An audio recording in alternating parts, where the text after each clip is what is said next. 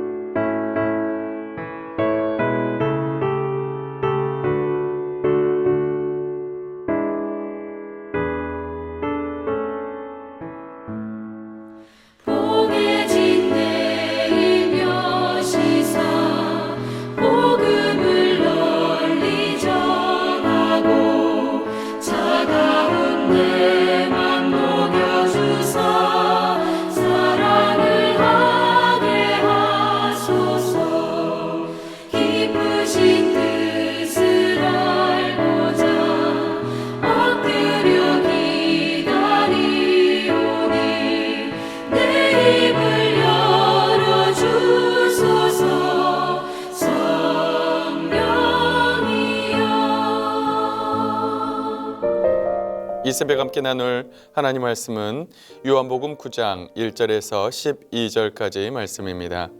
제가 1절에서 5절까지 말씀 봉독해 드리겠습니다. 예수께서 길 가실 때에 날 때부터 맹인된 사람을 보신지라. 제자들이 물어 이르되 라비여, 이 사람이 맹인으로 난 것이 누구의 죄로 인함이니이까? 자기니까 그의 부모니이까? 예수께서 대답하시되 이 사람이나 그 부모의 죄로 인한 것이 아니라 그에게서 하나님이 하시는 일을 나타내고자 하심이라.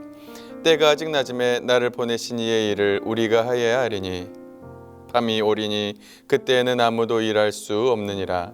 내가 세상에 있는 동안에는 세상의 빛이로라. 아멘. 이 새벽에도 주님 앞에 나온 사랑하는 성도님들에게 하나님의 은혜와 사랑이 함께 하시기를 주님의 이름으로 축복합니다. 특별히 설 명절 가족들과 함께 행복한 시간 보내시기를 주님의 이름으로 축복합니다. 오늘은 예수님께서 날 때부터 맹인된 사람을 고치시는 사건을 살펴보도록 하겠습니다. 예수님은 길 가실 때에 날 때부터 맹인된 사람을 보셨습니다. 날 때부터 맹인된 사람, 이 사람은 철저하게 태어날 때부터 소외된 그런 사람이었습니다. 아무 소망이 없는 그런 사람이었습니다. 그런데 제자들은 이 사람이 맹인으로 난 것이 누구의 죄 때문이냐고 예수님께 묻습니다. 예수님은 제자들에게 이렇게 말씀하십니다. 이 사람이나 그 부모의 죄로 인한 것이 아니라 그 사람에게서 하나님이 하시는 일을 나타내고자 하심이라. 당시 사람들은 장애 질병의 원인이 사람의 죄 때문에 있다고 생각했습니다. 그래서 제자들이 이렇게 물은 것입니다. 하지만 주님은 이 사람의 부모의 죄 때문이 아니라고 예수님은 확실히 말씀하십니다. 오히려 이 사람을 통해서 하나님이 하시는 일을 나타내고자 하심이라고 주님은 말씀하십니다. 예수님은 땅에 침을 뱉으셨습니다. 그리고 진흙을 이겨서 그의 눈에 바르셨습니다. 어찌 보면 약간 좀 더러운 그런 행동입니다. 그리고는 예수님은 실로암 못에 가서 씻으라고 하셨습니다. 실로암은 보내심을 받았다라는 그런 뜻이 있습니다. 그런데 놀라운 일이 벌어졌습니다. 그 사람이 밝은 눈으로 온 것입니다. 이것을 본 사람들은 놀랐습니다. 아니, 이 사람은 구걸하던 그 사람이 아닌가? 어떤 사람은 그와 비슷하지만 그 사람이 아니라고 합니다. 하지만 눈을 뜬 그 사람은 바로 내가 그 사람이라고 고백합니다. 사람들은 그의 눈이 어떻게 떠졌는지 묻습니다. 예수라는 사람이 진흙을 이겨 내 눈에 바르고 나에게 실로암에 가서 씻으라 하였습니다. 그런데 내가 가서 씻었더니 보게 되었습니다.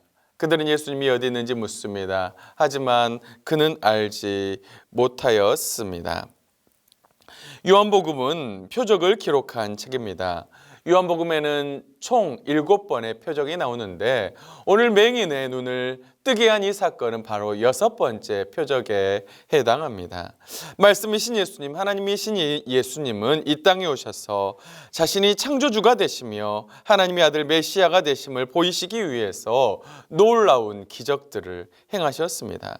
특별히 6번째 표적인 맹인을 고치신 사건을 통해서 하나님은 우리에게 무엇을 말씀하고 싶으신 것일까요?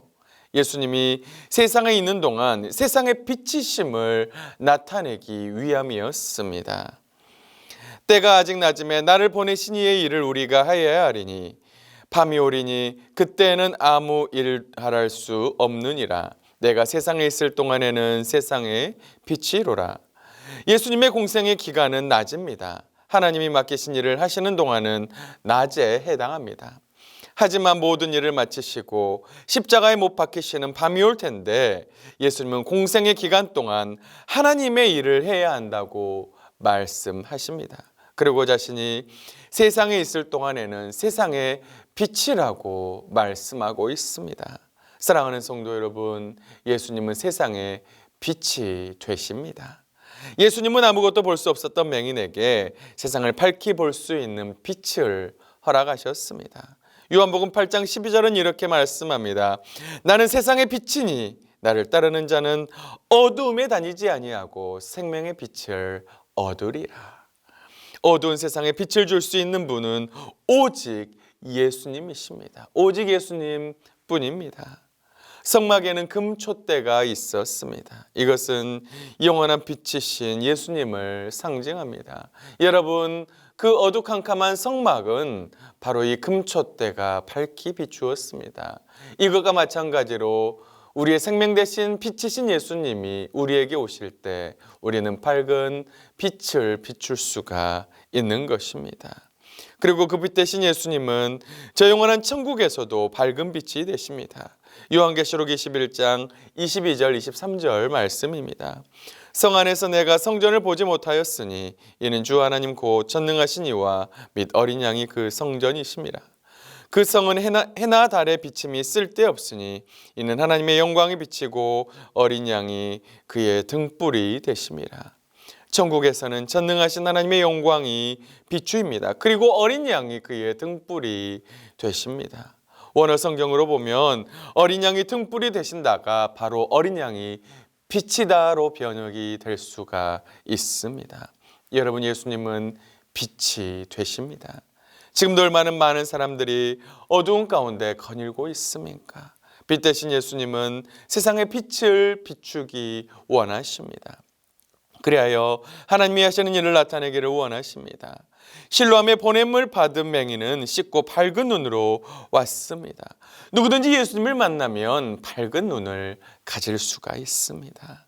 혹시 여러분 중에 세상 것으로 인해서 눈이 어두워진 분들이 계십니까? 예수님께서 여러분의 어두운 눈을 밝히시기를 주님의 이름으로 축복합니다. 그리고 이 세상에 얼마나 어두운 눈을 가진 사람들이 많습니까?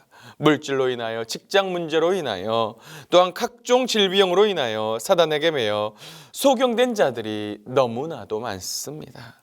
이 세상의 어두운 가운데 거하는 자들 누구나 예수님을 만나면 그들도 밝은 눈을 가질 수가 있습니다.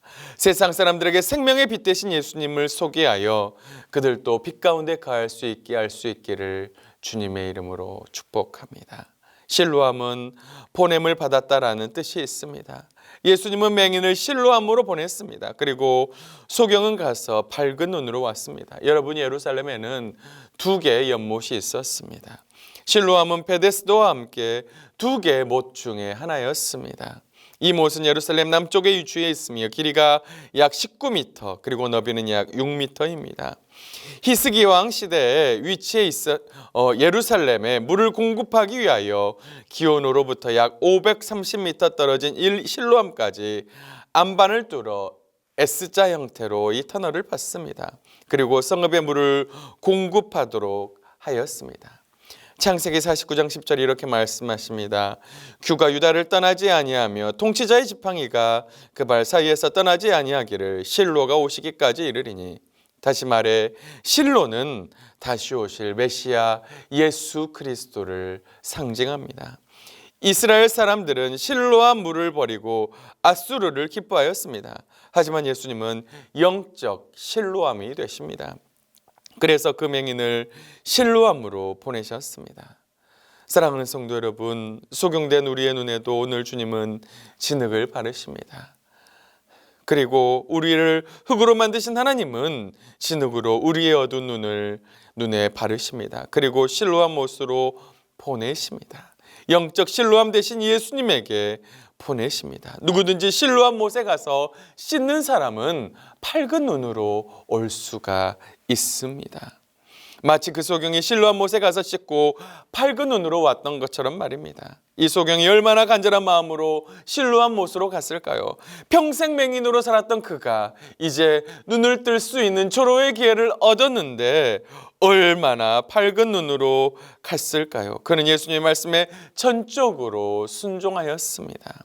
여러분도 영적 실로암 대신 예수님에게 가서 깨끗이 씻고 여러분의 모든 영적인 문제가 해결될 수 있기를 간절히 기도합니다.